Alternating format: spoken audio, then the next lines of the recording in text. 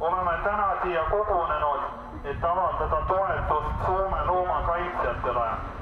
Soomes võetakse vastu uus loomakaitseseadus, mille nimel on loomakaitsjad võidelnud juba üle 10 aasta, kuid kahjuks ei ole see samm mitte õiges suunas, vaid vales suunas, sest mitmed olulised teemad on loomakaitseseadusest jäänud välja. Näiteks jääb ikkagi lubatuks veiste pidamine lõa otsas, emiste poegimissulud ja mitmed teised loomade heaolule halvasti mõjuvad praktikad. Isegi vesi ei pea loomadel enam pidevalt ees olema. Tänapäeva ühiskonnas mõistetakse üha rohkem, et loomad on tundevõimelised olendid, kellega peaks arvestama ja keda ei tohi piinata.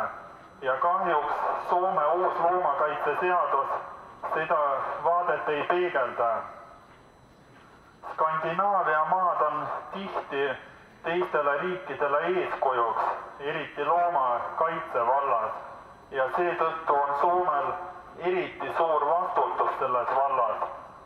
Me toetame Soome loomakaitsjate nõudmisi, et praegusel kujul ei ole loomakaitseseadus vastuvõetav.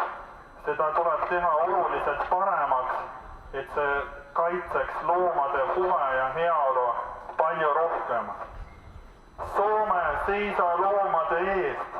Soome seisa loomade eest! Soome seisa loomade eest! Soome seisa loomade eest!